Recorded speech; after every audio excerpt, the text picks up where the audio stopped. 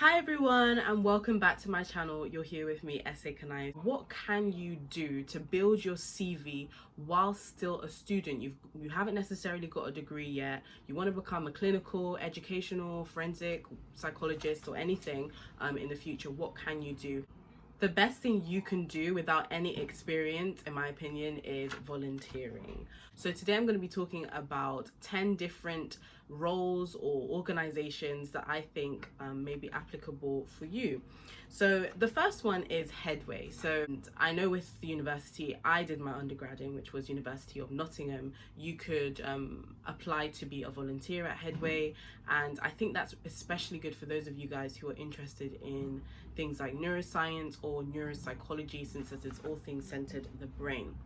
The second one is Nightline. Now, Nightline is very popular at certain universities that have it. It's a service where students, young adults, can call in between almost 24 hours a day. They can call in and you can talk about anything, absolutely anything you want to talk about, from your mental health, homesickness, anything. And the people who receive the calls are the volunteers. They call them listening volunteers. And what happens is you receive 6 weeks training. You learn how to use different types of empathetic communication methods to interact with any callers or service users during a shift. And I think that's a really good way to build up your skills, to show that you know how to interact with people about sensitive topics. I did it while I was at university in my undergrad, and I found it to be very, very useful for my to kind of prove my communication skills are empathetic enough and well suited to people who have different challenges with their mental health. So it could be anything from anxiety, depression, suicidal ideation. You even learn like policies to use when a caller perhaps calls and they're about to be abused or they're thinking of committing suicide, things like that. The third one is night owls. Now, this is not everywhere. I'm especially stressing this one to those of you who are going to university in Nottingham. Night Owls is a volunteering society for students. You can go out and basically you help people who are on a night out in the street. Basically, if there's any issues, you would be a good first point of contact to help it. You help people get home. You can help with first aid, even though that doesn't always happen on shift, and that sort of thing. And then within the society you can apply to do different roles beyond just volunteering. For example, for 1 year I was a welfare and rota officer, and that can help you show your leadership skills, organization skills surrounding things related to psychology. The next one is FabSock. So FabSock is another society that I joined when I was doing my undergrad.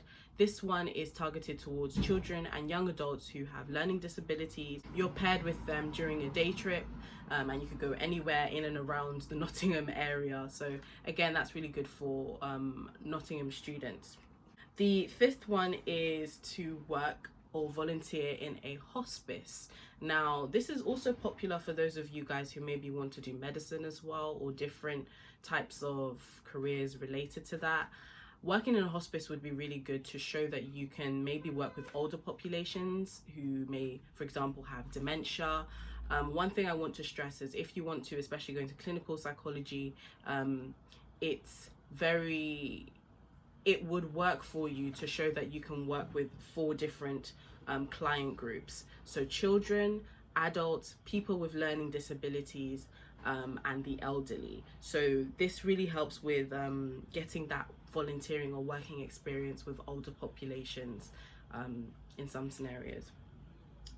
The sixth one is to be a research assistant. You can volunteer to assist any of your professors at university who are doing research while they're lecturing you, or you can sign up to be a research assistant at another university. And I think this one is a very good type of volunteering to get, because if you want to go into like a doctorate later on or a PhD, you really want to be able to show that you have a competitive edge when it comes to research experience. everybody who's going to be applying for the PhD you might want to do eventually, or the doctorate. Everyone who would be applying to the PhD you want to do eventually, or the doctorate, would be able to say that they did an undergrad and they did a research project in their undergrad. It would also definitely enhance your application if you can say, oh, I can also do research experience. I've also done research experience not related to my degree through this volunteering and that volunteering.